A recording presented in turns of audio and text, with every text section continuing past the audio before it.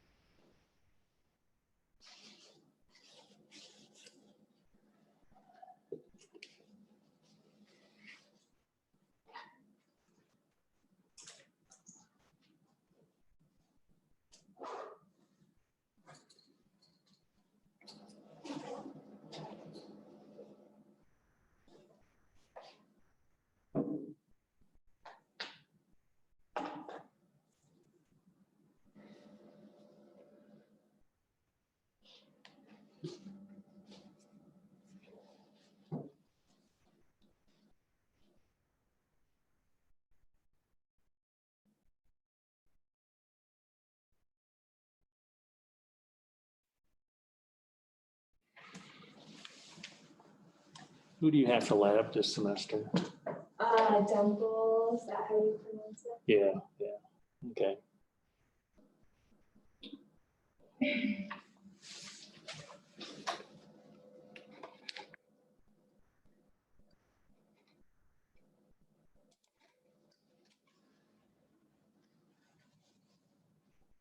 She's really nice. That's good.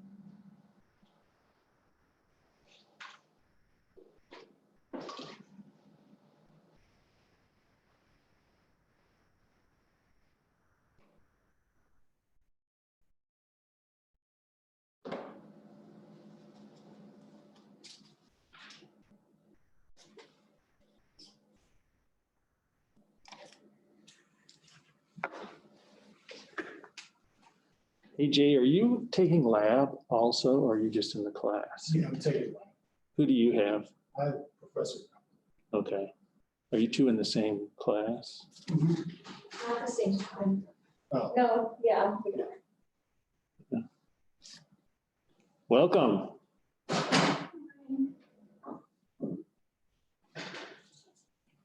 It's a lot different pace with her. I took organic lab with her last semester. And that was basically a 3.5-hour lab versus 90 minutes. So Yeah. take the pace. Yeah. Those organic labs are pretty long, so you can't really, and there aren't as many students too. Yeah. So it didn't have the really, it wasn't easy to cut those in half, but last semester with Chem, we made the decision to cut them in half to get everyone through and have the distancing. And Yeah. so it makes it kind of hectic to get through usually. Yeah.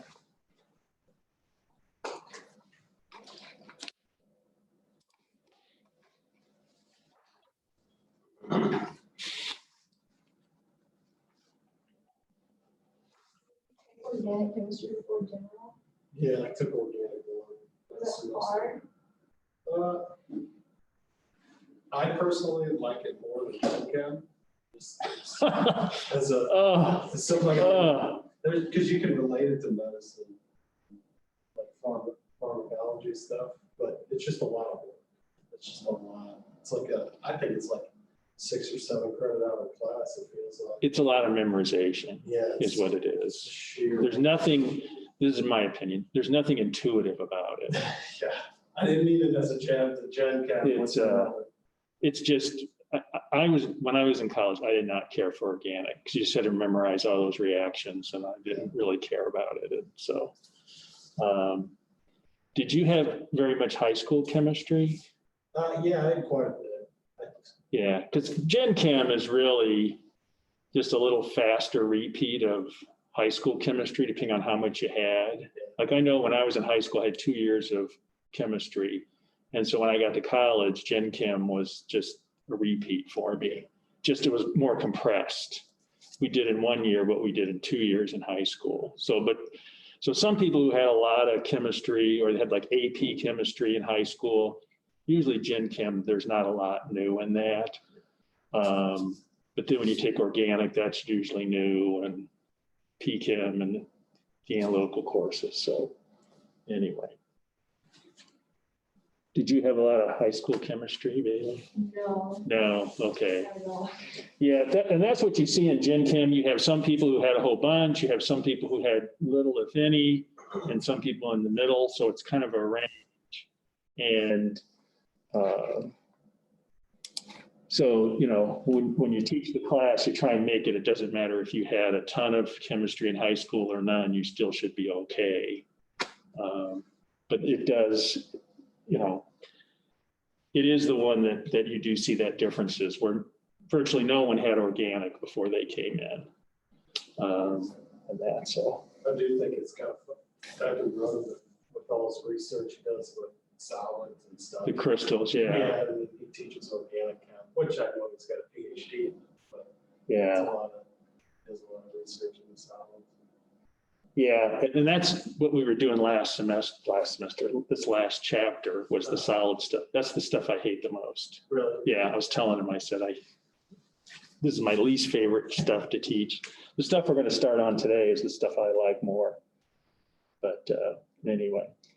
All right, we're going to go ahead and get started. Can the people on Zoom see my, I guess that's the exam answers, and then hear me okay? Yeah, we can. Thank you. So what we're going to do today is I'm going to go ahead and go through the exam, go through the answers on the exam. And once again, this answer key is posted on Canvas. So if you want to take a look at it more closely later, you can. But I do want to go through the answers today. And then after that, we'll move on from solids, and then we'll move to solutions.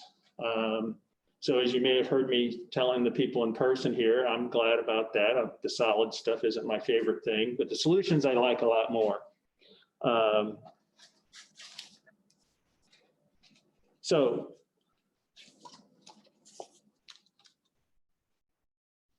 the first question was, which of the following compounds can participate in hydrogen bonding?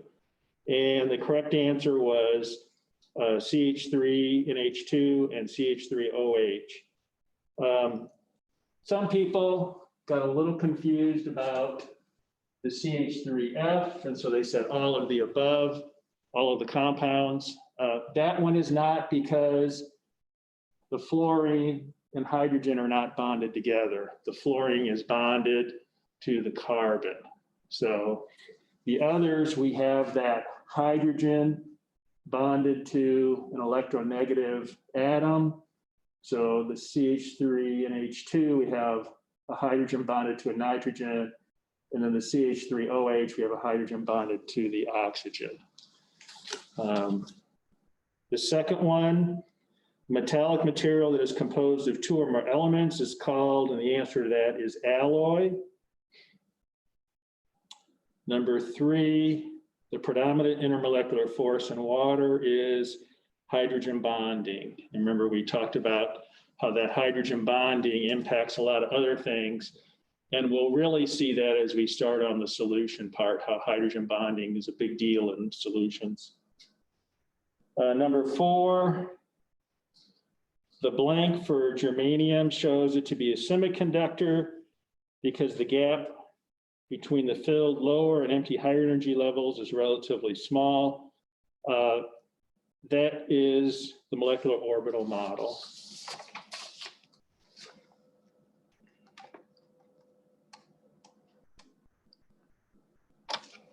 Number 5, which of these statements about viscosity are true? Viscosity increases as temperature decreases. Viscosity increases as molecular weight increases. Viscosity increases as molecular forces increase.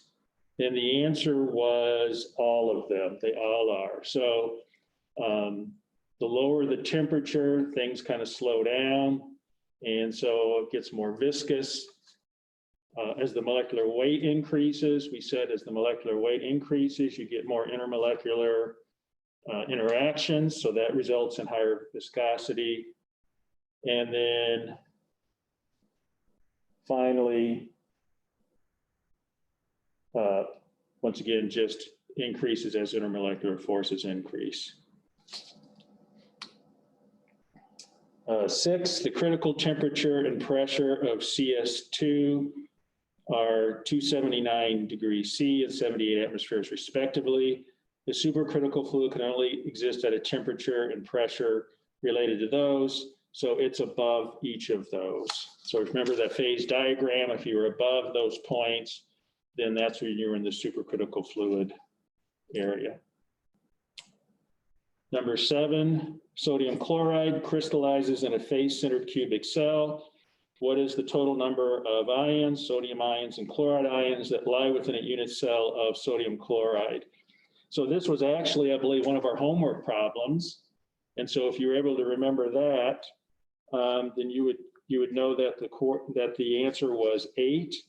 So you have 8 chlorines on the corners for an eighth each, so that's 1, and then you have 6 on the faces for a half, that's 3, so there's 4 chlorines, and then sodium you have 12 on the edges, 1/4 contribution each of those for 3, and then 1 in the middle. So that coordination for number for each of those is 6, and you have that octahedral shape. So anyway, so that was one that if you remembered the homework or did the homework, you probably got that right. Number 8.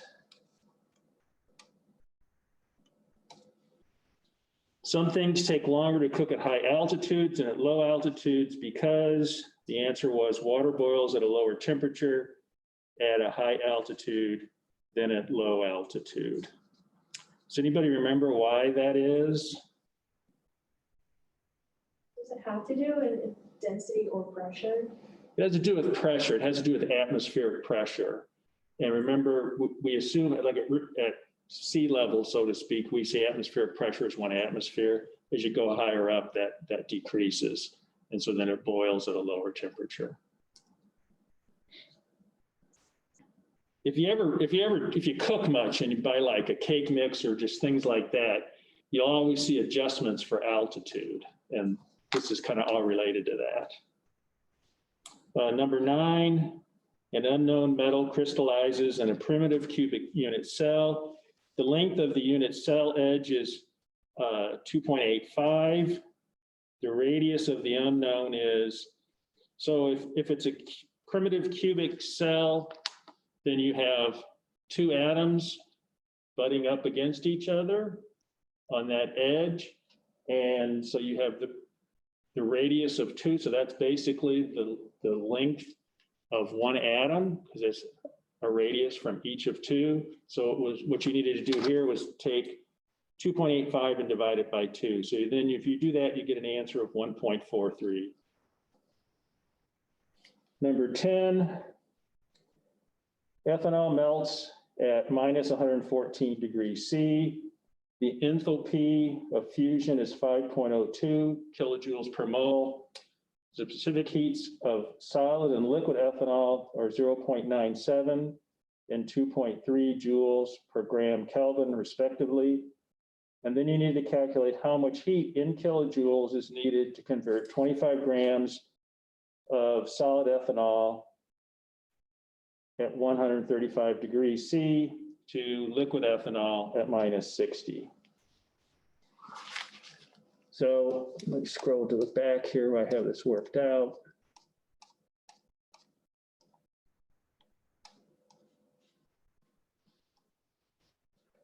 Okay, so what you needed to do is you needed to think about just the transitions that you're having there. And then, of course, you also needed to calculate the molecular weight of ethanol. So at the top here, at the very top, I calculate out my molecular weight of ethanol, taking into account the molecular formula, and I get a value of 46 grams per mole. And then I started on my kind of heat flow path, so to speak. So we start at -135. Our first is that temperature change from -135 to -114. And that's a delta T of 21. There were some people who got a little confused by that and gave that a sign, a negative sign. When you're talking about a difference, it's really the absolute value. So 25 grams, canceling out my grams using the 0.97 joules per grams Kelvin constant, and then 21 Kelvin for that temperature change. And you get a value of 5,095 joules. If you switch that to kilojoules, 0.509. Then, now that you're a solid, you go to solid to liquid. And so this is where our molecular weight comes into play. We convert our grams to moles using that molecular weight for the calculation we did above, and then 5.02 kilojoules per mole, and we get our value of 2.73 kilojoules for that transition. And then the final one was to go from -14 to 60 degrees. That's a delta T of 54. And so similar as we did up above with that temperature change, we have 25 grams. This time our constant is 2.35 grams joules per gram Kelvin times 54K, and we get 3.105 kilojoules. We add those three up, and you should get 6.34 kilojoules. So the one thing I will say, we had two of these kind of problems on the exam, this one and then another one at the end that we'll talk about. These are pretty similar to the one that was on the quiz.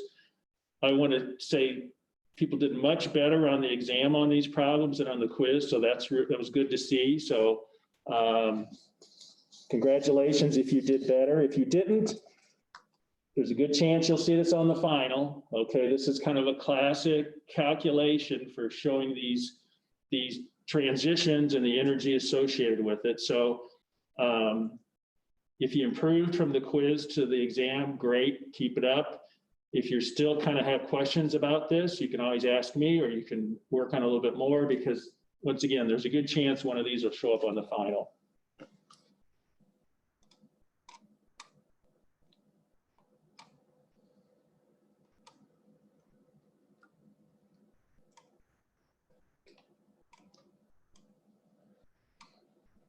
Okay, number 11. Solid has a very high melting point, great hardness, and poor electroconduction. This is a what? Well, this is a covalent network solid. Remember, we talked about how diamond is a good example of that, and that's that covalent network of carbon in that place, in that situation, and that gave it its strength. Okay, number 12.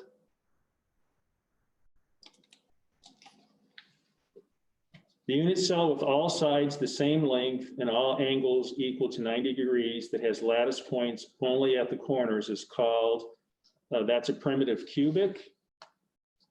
Number 13, what fraction of the volume of each corner atom is actually within the volume of a face-centered cubic unit cell? So in that case, you're on each of the corners, and each of those contributes 1/8 to that unit cell. Number 14, crystalline solids have very ordered structures. We talked a bit about how that order gives them some of the physical properties they have and things like that.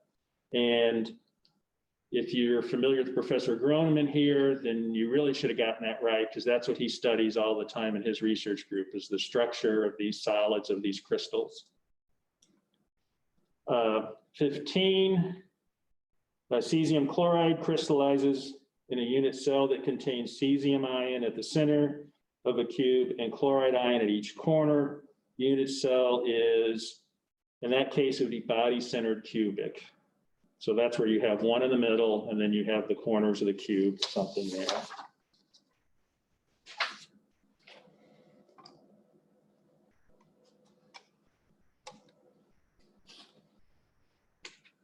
Once again, cesium chloride crystallizes in a unit cell that contains cesium at the center and has a chloride at each.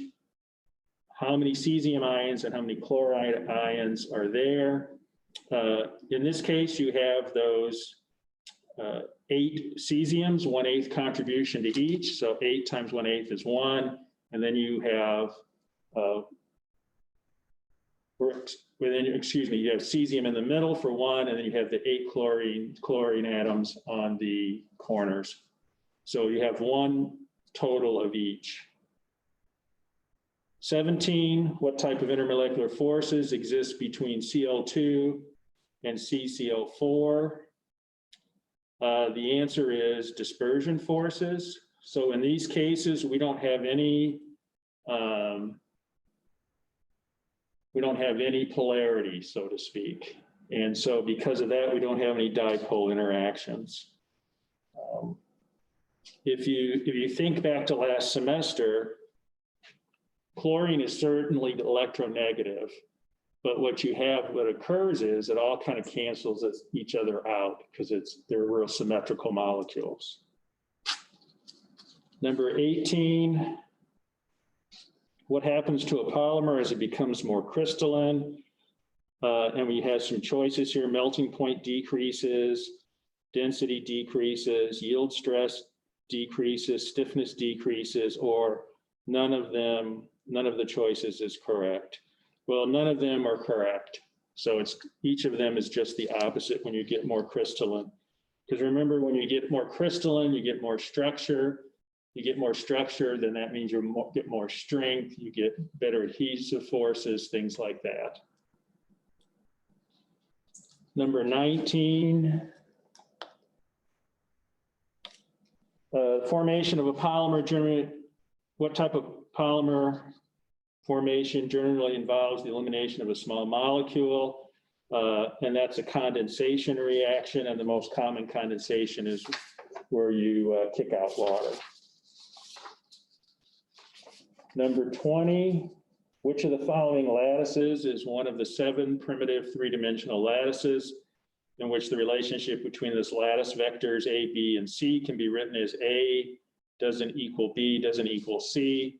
So remember with those vectors, there's direction and then there's magnitude. So this is just basically saying they're all different lengths. And in that case, the answer is monoclinic of the choices that you had. 21, which molecule has the lowest boiling point? So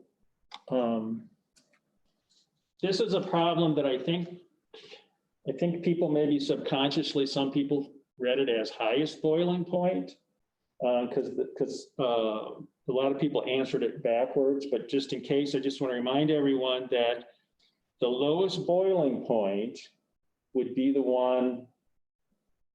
Does that mean it has the most or least amount of intermolecular interactions? Least, right. And so with least, we look at water, that's going to have hydrogen bonding. And we said hydrogen bonding is a pretty good one. The others are all non-polar. And in situations like that, it's just basically which one is the biggest is going to have the most interactions. And so because of that, that's why the methane, the CH4, has the lowest boiling point.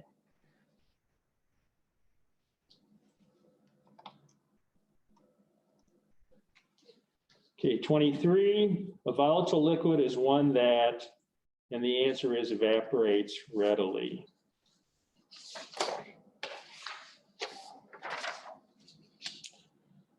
Number 24, what portion of the volume of each atom or ion on the face of a unit cell is actually within the cell? And for the face, the answer is a half. And then finally, number 25, C2CO3F3 has a boiling point of 47.6, gives us the specific heats of the liquid and gas, and then gives us the heat of vaporization for the compound. And then what you are asked to do is to calculate the heat required to convert 35 grams of the compound from liquid at 10 degrees to gas at 105 degrees. So kind of similar to the other problem that we went over with the ethanol. Let me scroll down to that. Once again, the key is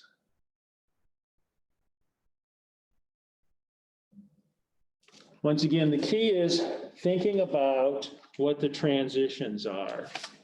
And so for me, I know I'm going to need the molecular weight. So I always like to calculate that molecular weight first. So I look at the number of carbon, chlorine, and fluorine there. I look up their atomic weights and then do the math, and I get 187 as the molecular weight. So now I have all my constants. I have the molecular weight of the compound. And now what I want to do is think about those transitions. And so the first one is raising the temperature from 10 degrees to 47.6 degrees. I see what my delta T is, that's 37.6. And then I go ahead and plug in my grams, 35 grams. I use my constant, 0.91 joules per gram Kelvin, and then that temperature difference that I just calculated. So for that first step, I get 1.198 kilojoules. So now I want to convert that liquid. So I've gotten the liquid up to temperature. Now I want to convert the liquid to gas. And so here now I'll use my molecular weight that I calculated earlier and have 35 grams times 1 mole per 187 grams. Converts it now to moles, and I use my 27.49 kilojoule per mole constant, and I get a value of 5.14 kilojoules. So then the final step then is I want to go from 47.6 degrees to 105 degrees. That delta T is 57.4 Kelvin. And so similar to what I did in the first step, use my molecular weight, or rather my grams per joules per grams Kelvin constant, and then the temperature change to get another energy value. And then I add those 3 energy values up. So that problem and the earlier one we talked about with the ethanol, pretty similar problems. And like I said, I think in general, people did better on those problems than they did on the quiz. So that was good to see. But like I also said, if you still are having a little trouble with that type of problem, you may want to take another look at it or talk to me or something, because there's a good chance that'll show up again on the final. Any questions about anything on the exam? Yes. For number 9, we did a problem in the homework, find the radius, and we divided the edge length by 4 cosine 45. Mm-hmm. How come we didn't do that with number 9? I think that was a different geometry. Okay. How do we know like what formula to use for different geometries? So it goes back to envisioning what the picture looks like. And for this one, if you go back and look at that picture, you see the two atoms touch each other, okay? The one that we did in the homework, I think that was like, I forget which geometry it was, but you have a little bit of a gap there because there's a molecule that gets in the way, so they don't touch. But that's the key is that if you can envision that geometry, there's a picture in the book, I don't remember what page it is, I don't have my book with me, but go back and take a look. You'll see on these geometries, they show you whether they touch or not. This particular one, they touch. And so that length is simply just radius of one, radius of the other, because they kind of come up together. So that's where the 2 came from. That's where divided by 2 is, yeah. Because really in that geometry, that distance, all that distance is the length of one atom. And since we want radius, it's just divided by 2. Yeah, yeah. So on the homework, there were quite a bit of geometry problems. I think there were like 5 or 6. Mm-hmm. Is that going to be something on the final for this chapter, chapter 12? Could be. Geometry calculations for. Yeah, it could be, yeah. Any other questions? Anybody on Zoom have a question about the exam? Okay, let me go ahead then and pull up the next chapter.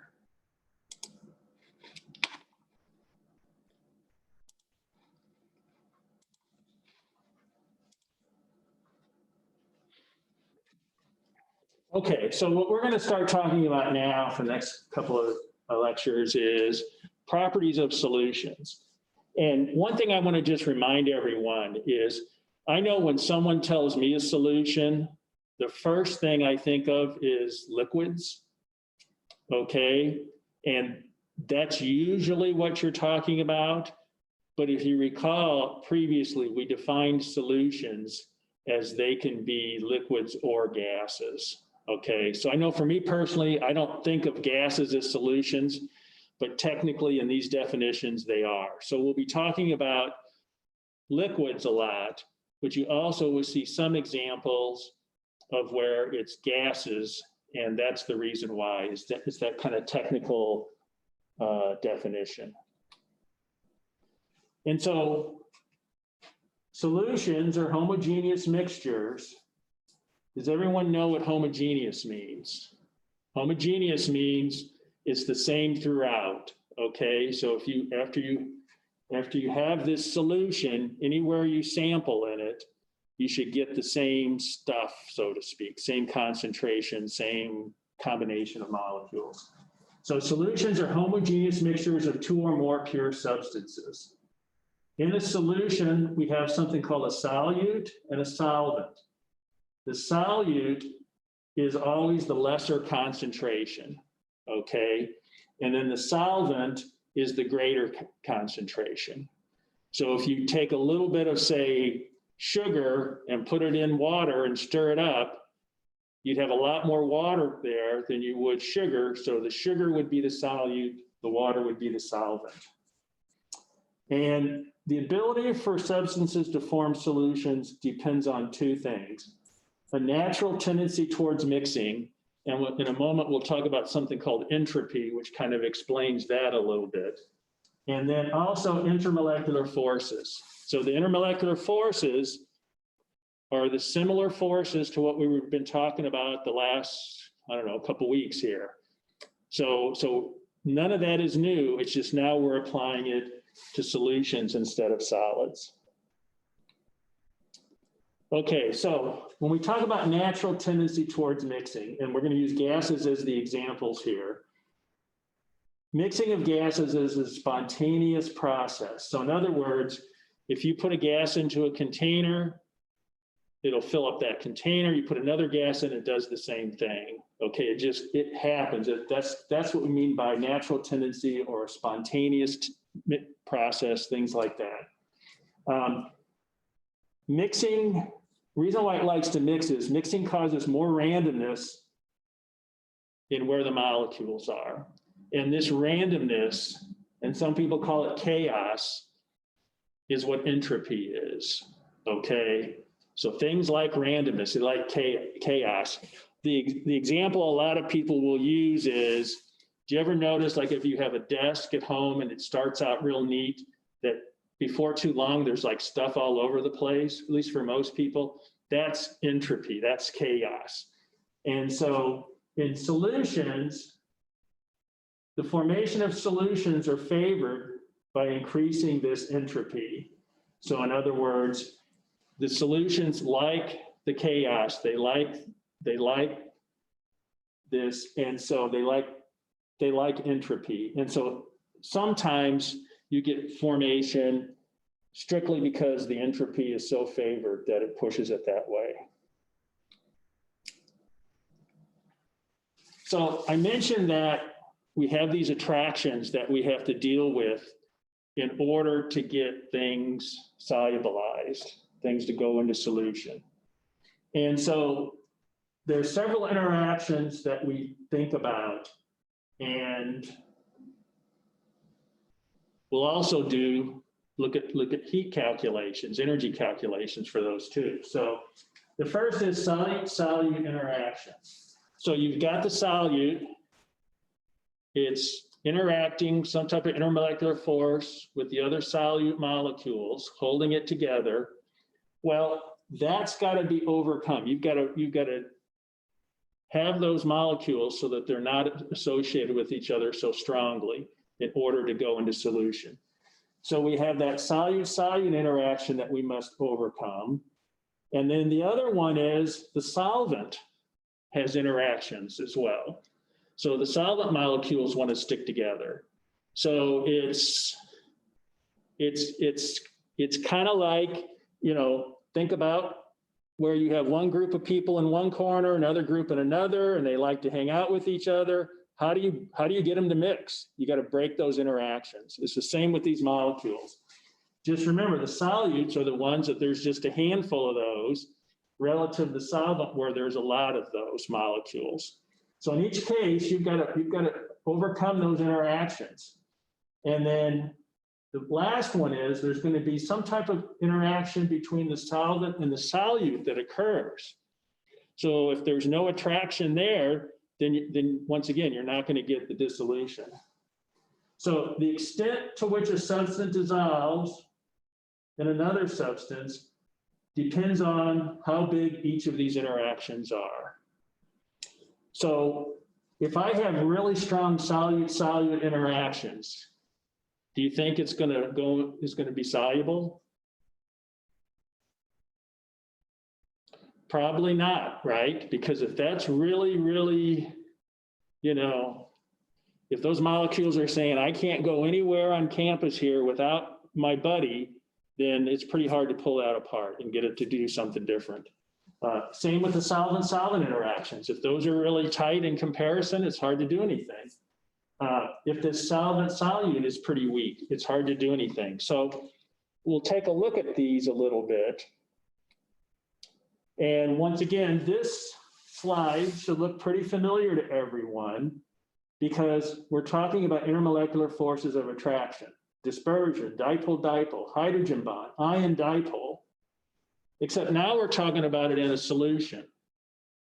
Well, this is the same stuff we talked about with the solids, right? We talked about dispersion. In this case, we have heptane and pentane. Then we have dipole-dipole. Then we have hydrogen bond. Then we have ion dipole. Same forces, just a different matrix, okay? But it's the same kind of idea. And so I just want to point out, though, that these intermolecular types of attractions can be within that solute-solute. So let's go back here for a second. It can be within solute-solute. It can be solvent-solvent. And it can be solvent-solute. So all three of those types of interactions can be something along the line of these. So it gets a little more complicated, I think, versus the solids, because in the solids, in that matrix, it was just that matrix. Now, solid would have just been solute-solute interactions, right? Well, now we've added solvent, and then solvent, solute. So we've added a couple other things we have to think about when we're evaluating this stuff. Let's take a look at solvation. In this case, it's hydration. Hydration just means you're dissolving something in water. And so in our example, we have some sodium chloride. So we see that crystal in the middle. That's the blue and green atoms there.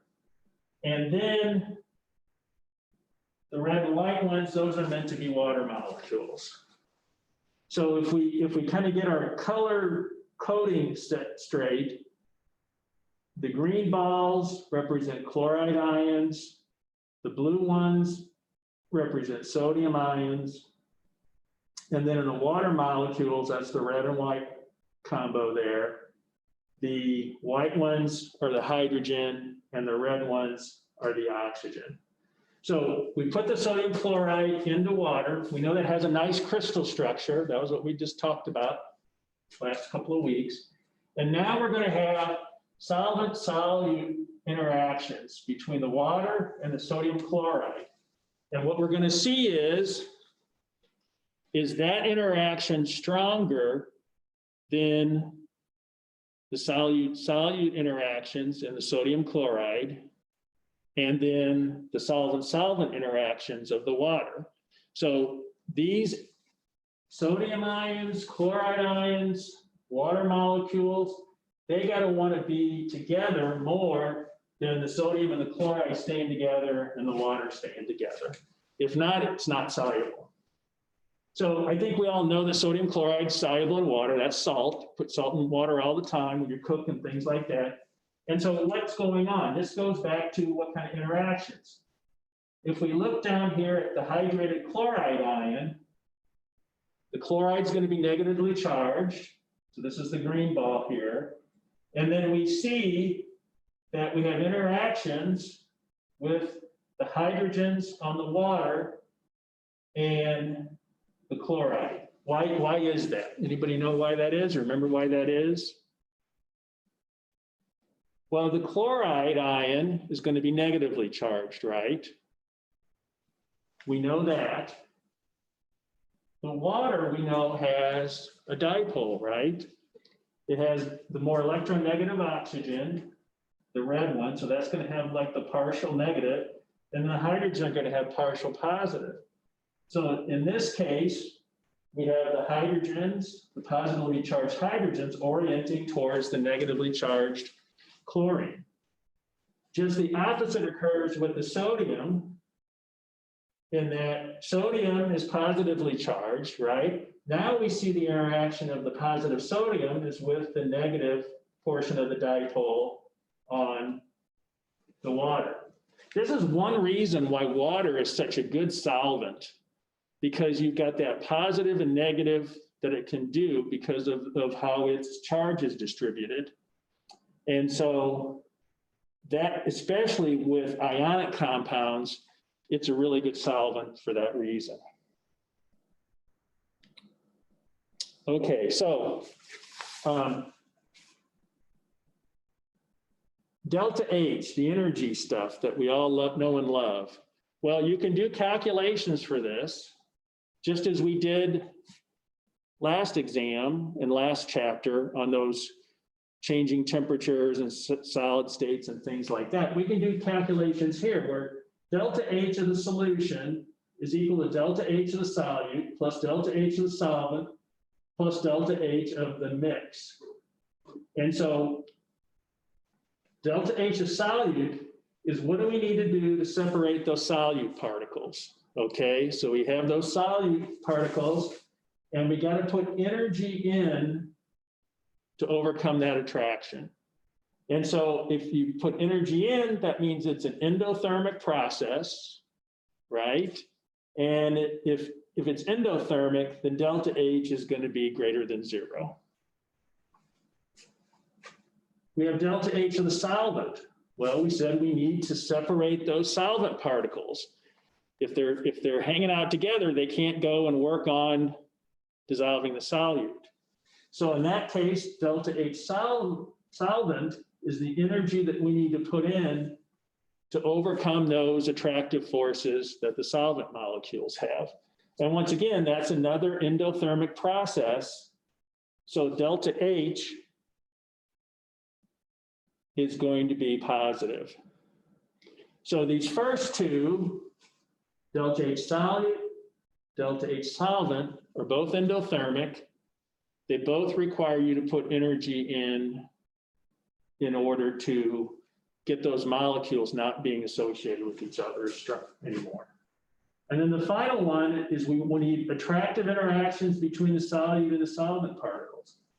Just as we saw in our sodium chloride example, where the water starts interacting with the sodium or the chloride ions, that's another step that has to occur. That's an exothermic process. So in other words, energy, heat's given off. So that delta H is going to be negative. It's going to be less than 0. So we've got kind of competing things here going on.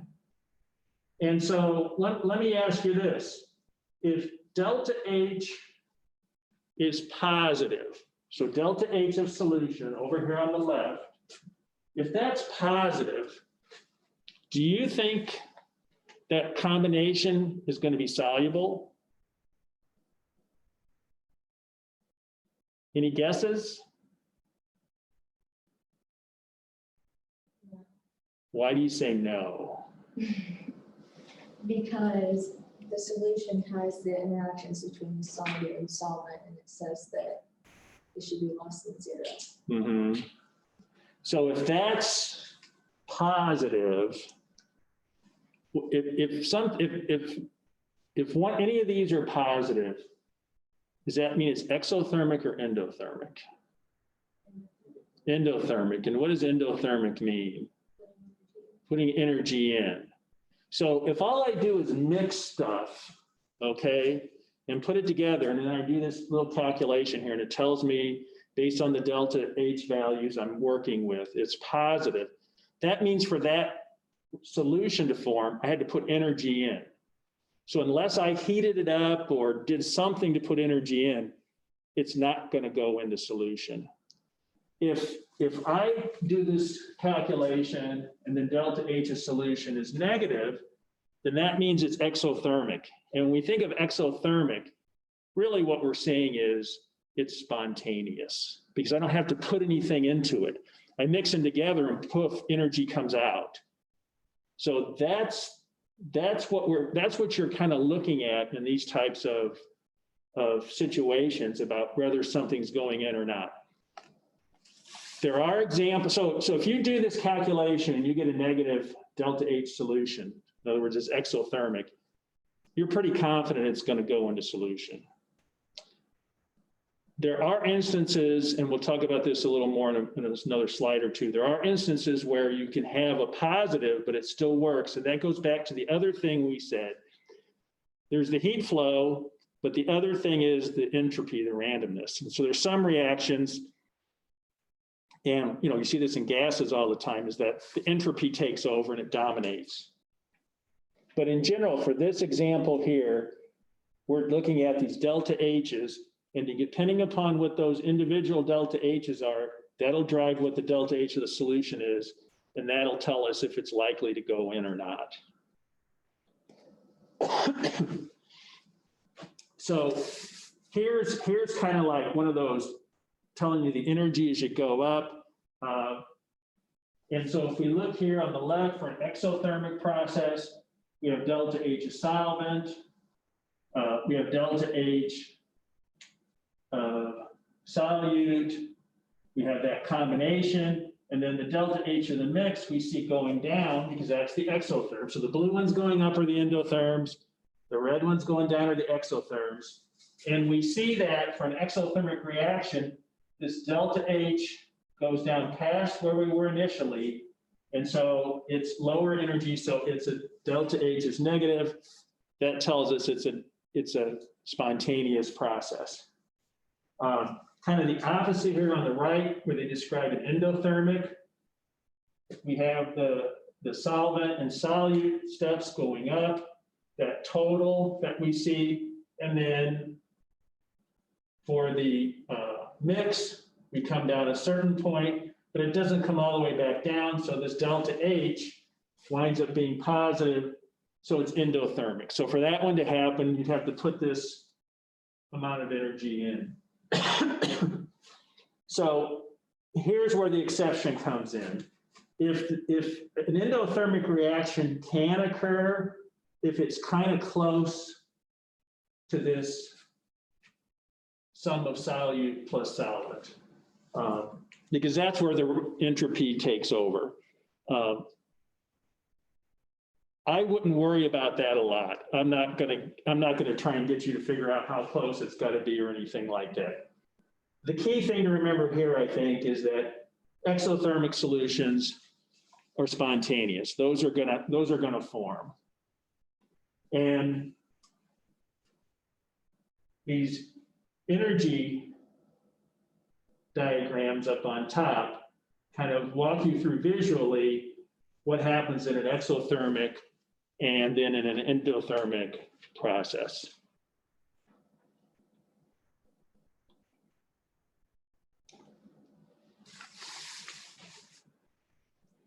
Okay, sometimes people get confused, and in this case, we're talking solution chemistry, about something dissolving and something reacting.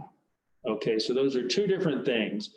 When you dissolve it, you haven't made new compounds. When you've reacted it, you've changed the chemical composition of the compounds. Okay, so the compounds are different now. And here's an example. So here there's nickel metal and hydrochloric acid. In this case, the nickel reacts with the HCl to give us nickel chloride, and then it evolves some hydrogen gas, and you get this green solution. The solution is nickel chloride. It's not nickel metal. And you could actually go ahead and then isolate that nickel chloride if you wanted to by getting rid of the solvent. But just remember that something dissolving, just because it goes into solution, it may have just dissolved or it may have reacted, okay? And so that's where the only way you would really know what happened would be to analyze that solution and see if you actually had a change in the compound versus just a dissolution.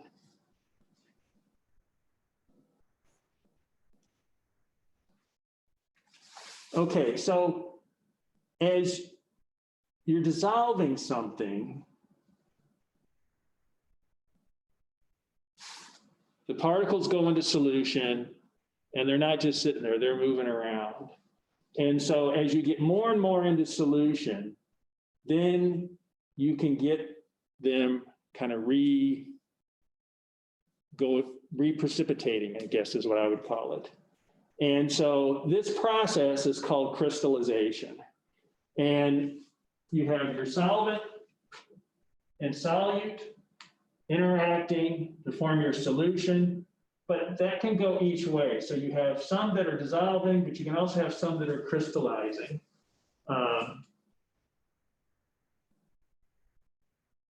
When those are equal, this kind of going back and forth, you can add additional solvent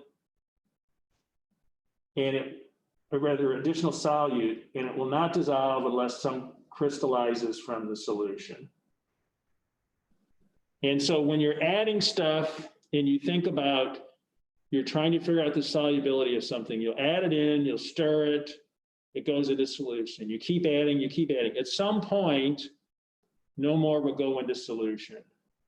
And you'll just see the solid sitting there. And that's where you get to this saturated solution. As long as you haven't gotten to that saturation point, then it'll keep going into solution. So understand the difference between saturated and unsaturated is a key distinction you should be familiar with. In reality, you usually aren't trying to form a saturated solution most of the time. Most of the time you want this stuff to go into solution. You don't want precipitant floating around in there.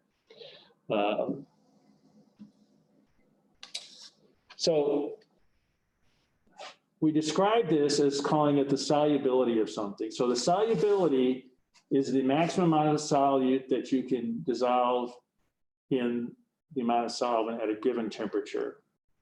Okay. Once again, when we talked about the saturated solution here, that's the maximum amount that you can get in before stuff starts precipitating out. And so whenever you see solubility data on things, especially if it's quantitative solubility data, that is telling you how much you can get in before it's saturated. So those unsaturated solutions will be less than whatever that solubility number is. And you say, well, why do I care about solubility? Well, if you are ever making up a solution, and once again, I always think about it if you're making up something to eat or drink or that, you want to dissolve something in there. And so if you put too much in, then now suddenly you're not going to have it dissolved. You're going to have chunks of it floating around, and then it's probably not going to taste as good as if it was uniformly distributed. Because remember, that's the key, at least in my mind, about solubility. It means it's uniformly distributed across that matrix. And, you know, most of the time you want that uniform distribution. You don't want to get a soda, for instance, and have a big lump of sugar sitting on the bottom. You want it evenly distributed throughout what you're going to drink. And so that's why understanding what the solubility is, and so then you know if I keep my amount less than that value, everything's going to go into solution. There's one other thing I'm just going to briefly mention. So we talked about here of saturated and unsaturated. Saturated is how much will go in till you get to where no more will go into solution. Unsaturated is everything less than that. There is another one that people will talk about. I'm just going to mention it. It's called supersaturated. And supersaturated is just a phenomenon that there's ways to trick the solution so you can put more in than the solubility allows. The problem to that is eventually it's going to precipitate out. It's pretty hard to keep supersaturated solutions in solution all the time. And you'll hear something about, so people will talk about crystallizations. You'll hear someone talk about a seed crystal. I'm not going to get into all the details on that, but the seed crystal is usually, oddly enough, like a piece of dust or a scratch on the glassware or something like that, that causes then things to precipitate out after you've gotten them into solution.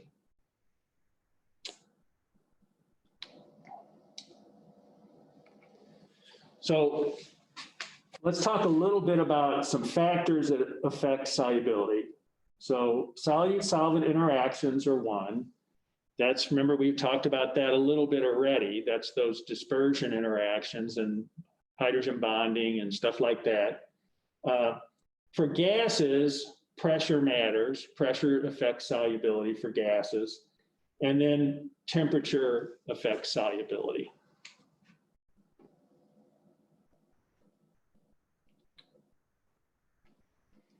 If you remember one thing about solubility, it's this first one: like dissolves like. So there's two key things you need to remember in chemistry.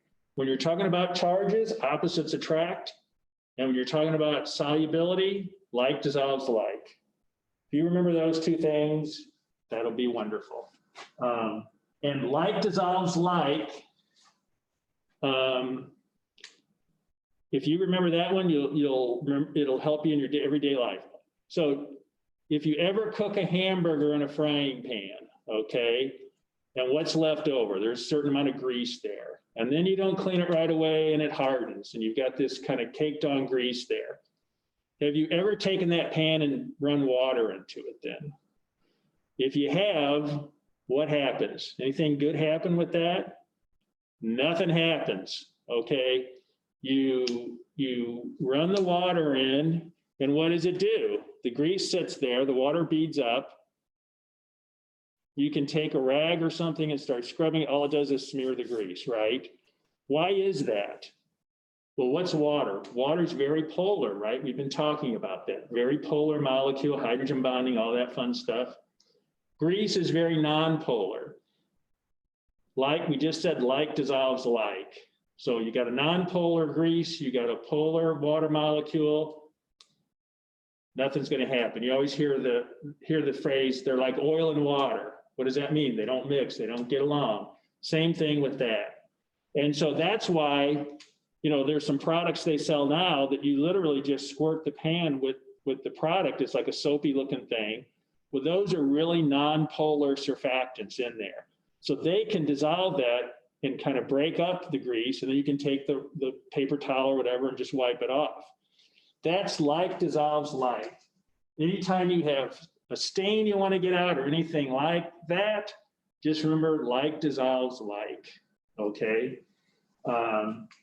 If you spill something on your shirt and it's a greasy thing, don't go run it underwater. That's not going to do any good. You need to get something that's non-polar on there. So like dissolves like.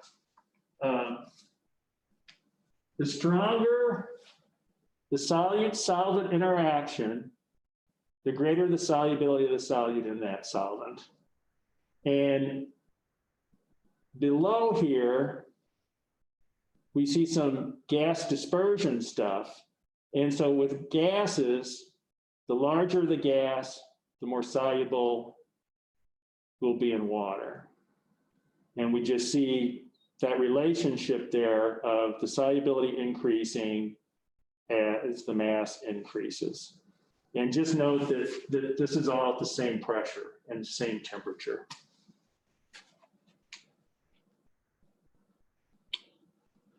So going back to that like dissolve like things, polar organic molecules dissolve in water better than non-polar organic molecules. And why is that? So if we look over here, we have some ethanol, we have some hydrogen bonding there, and then we have hydrogen bonding between the ethanol and the water. So this hydrogen bonding between ethanol and water is stronger than the hydrogen bonding between the two ethanol molecules, and so it goes into solution. Here we have cyclohexane up here on the right. And what you look at that is you see a bunch of carbon and you see a bunch of hydrogen. So there's literally no polarity there. It's non-polar because all we have is carbon and hydrogen. OH groups are polar, NH groups are polar. I know we talked about having the fluorine, but OH, oxygen and nitrogen are the most common ones in chemistry.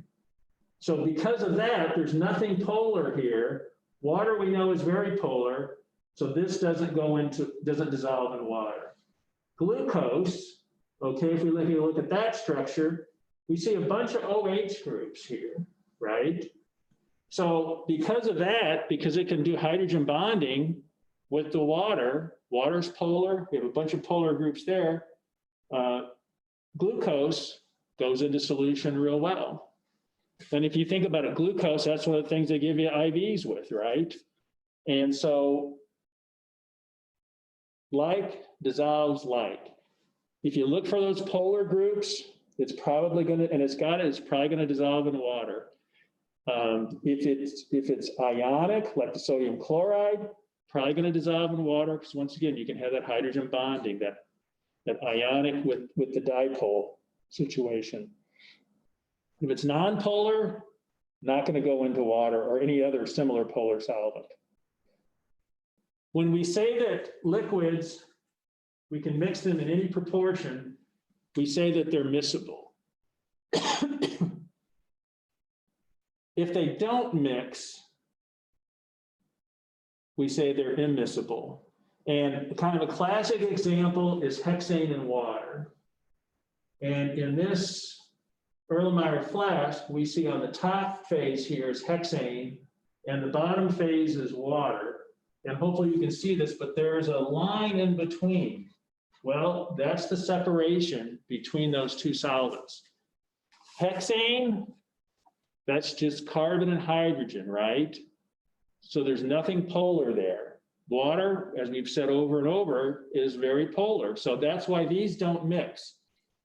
Once again, like dissolves like. Any idea why hexane is on the top and water is on the bottom? It's heavier, water's heavier, hexane's lighter. Yep, water has a greater density than hexane. And so because of that, because hexane is less dense, it floats on the top. This hexane water is used all the time in chemistry to do what they call something called extractions. So you have some material and you want to separate out the polar components from the non-polar components to do an analysis of some kind. A classic thing that people do all the time is they'll take some hexane and water, they'll put their sample in there, they'll shake it up. There's something called a separation funnel, a SEP funnel that people use. And then you can bleed off this bottom layer to get the water phase, and then you get the top phase, the hexane. And then lo and behold, everything that's in that hexane phase is non-polar, everything in the water phase is polar. So this ability to have immiscible solvents has a utility in terms of doing some analyses and things like that.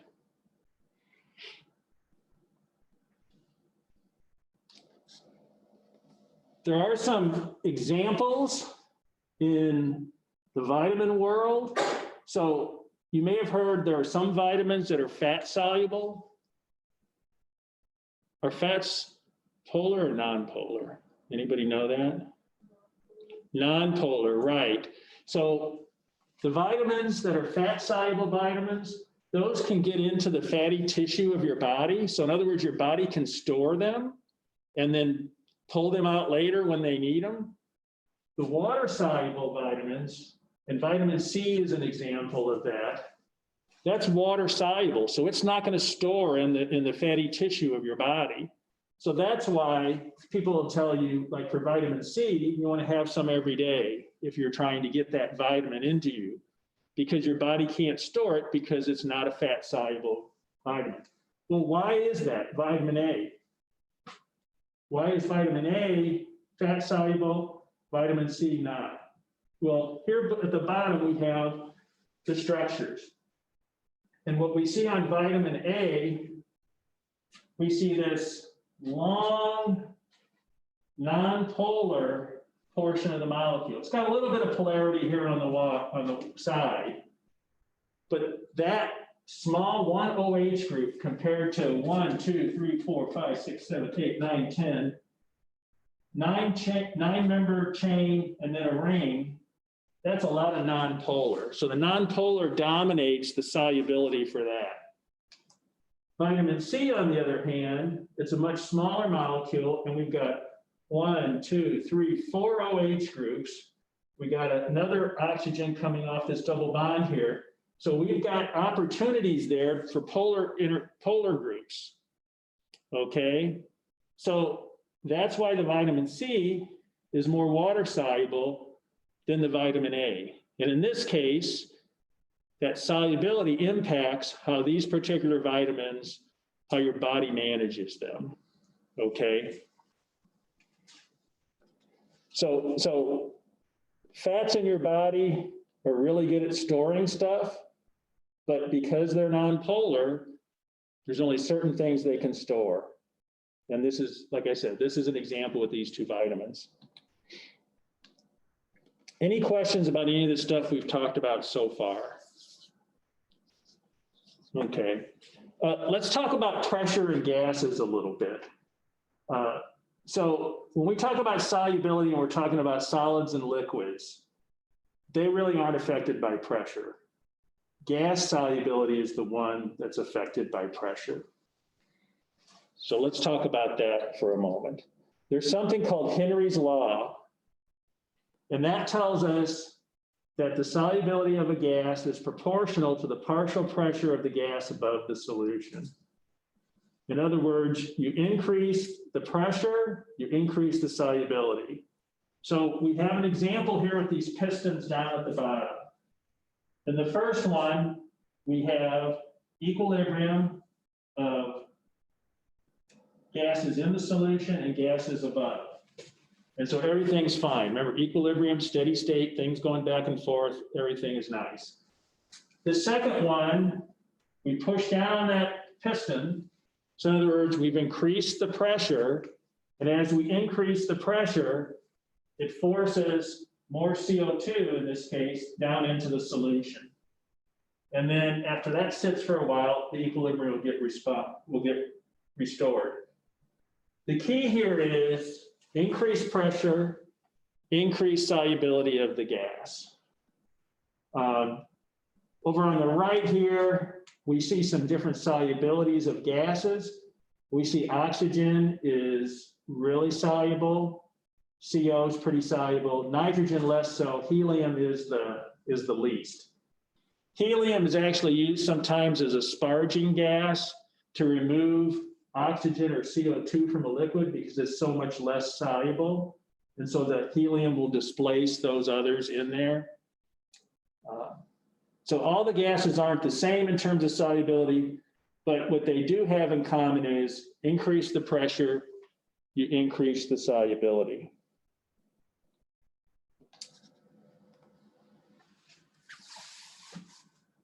How about temperature? What does temperature do to solubility?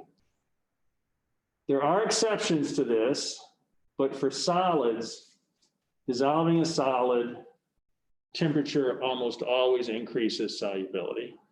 Like I said, there are exceptions to that, but the vast majority of times, increase the temperature, the solubility increases. Some more than others. Like on this chart over here, you see sodium chloride as the temperature goes up.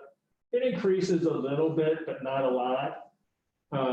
But one of the reasons for that is sodium chloride is pretty soluble to begin with. So it's not that difficult to get it in the solution. In general, if you have something and you're having a little trouble getting it into solution, usually if you warm it up, it goes in more quickly. That's 9 times out of 10 is what you'll see. For gases, on the other hand, as you increase the temperature, the solubility decreases. So it's just the opposite, okay? So we said for solids, you want to dissolve that, increase the temperature. That's usually a good thing to get it to go into solution quickly. Gases is just the opposite. And the example we have here is rivers, lakes, things like that have higher oxygen content. The cold ones have higher oxygen content than the warm ones. And so that heat essentially degasses the water. And what I always think about when I think of this is every so often you'll read about this, where there'll be like a small pond someone has, a small fish pond. And in the summer, you have a bunch of really hot days and a bunch of fish die. And the reason they die is there's not enough oxygen in the water for them. And so that's what I always think about when I think of this point here, is that you don't usually read about that in the winter because it's cold. There's plenty of oxygen in the water for the fish. You get those real hot temperatures for an extended period of time. It's not a real big pond, and that's why sometimes you'll see the people with the aerator things in them, and that's to reintroduce that oxygen. Because in the summer, if it gets too hot, you lose your oxygen because of this solubility issue, and then the fish don't have the oxygen and they die. Okay, so there is some homework associated with this. Take a look at it. Any questions before we move on? Okay, so we've been talking about things from a qualitative point of view. And as you probably guessed, at some point, we're going to get more quantitative about it. So what I want to do now is talk about how we describe how much stuff is in a solution. Okay, so some of the more common, the common units are mass percentage, parts per million, also known as ppm, parts per billion, known as ppb, mole fraction, molarity, and molality. To be honest, the ones that you use the most are molarity, is used all the time. We've been using that for a while. ppm, ppb, you'll see a lot of times. The others, they're used, but not quite as much. Sometimes mass percentage for bigger things. So what we're going to do is we're going to talk about how you calculate these things. The molarity one, hopefully everyone knows that already because we've been doing that for a while, but we'll just refresh that a little bit too. Okay, so mass percentage. If we say the term percent, it means out of 100. So basically, if you want the percent of something, you do the math and then you multiply it by 100. That's the definition of percentage, no matter what you're talking about. In this case, for our mass percentage, when we talk about these solutions, it's the mass of the solute divided by the total solution mass. And so solution mass would be the solvent weight plus the weight of the solute, okay? So if I took 10 grams of something and then added it to 90 grams of water, that denominator, this total mass would be 10 plus 90 for a total of 100. And then the component, the solute, would be that 10 value. So it'd be 10 over 100 times 100, so it'd be 10%.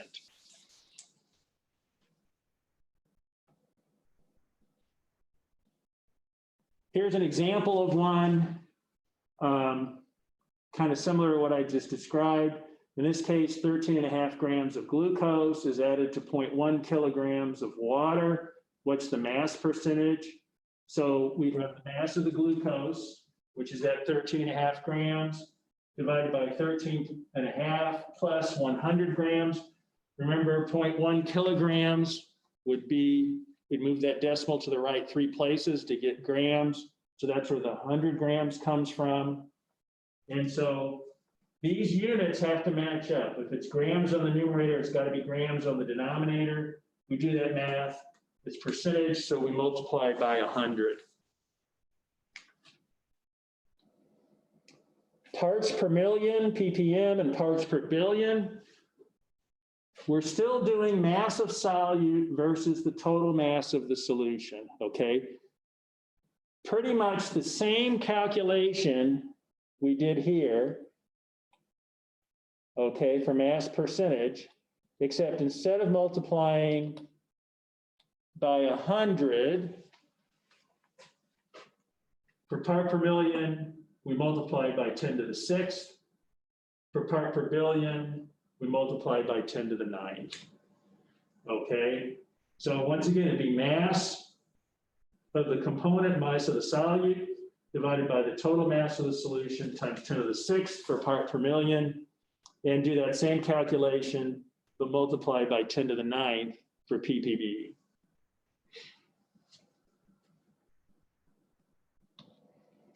Let's look at an example here of where we say we have 2.5 gram sample of groundwater contained 5.4 micrograms of zinc plus 2. What's that concentration of zinc plus 2 in parts per million? So if we go ahead and convert our micrograms to grams, we know micro is 10 to the minus 6. So that's 1 times 10 to the minus 6 is the conversion there.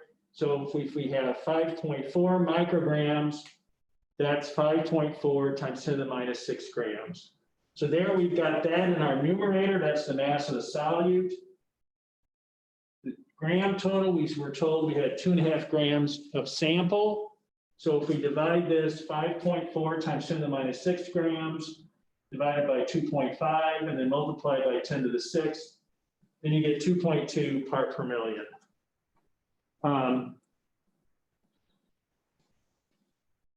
Not to confuse you, but micrograms per gram is parts per million. And you see that here because this 6 and this 6 cancel out. So if we had just taken 5.4 micrograms and divided it by 2.5 grams, we'd get part per million. It's that 10 to the 6 that is the ratio. That's the key thing to remember. Unless you're familiar with this calculation a lot, this is the best way to do it here, the way it's done on this slide at the bottom. That way you don't get as confused.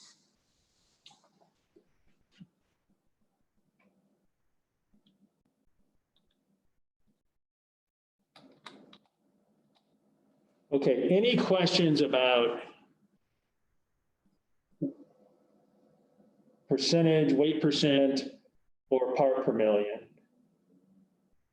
Okay, I'm going to stop there for today because I don't have time to get through mole fraction and I don't want to get partial the way through.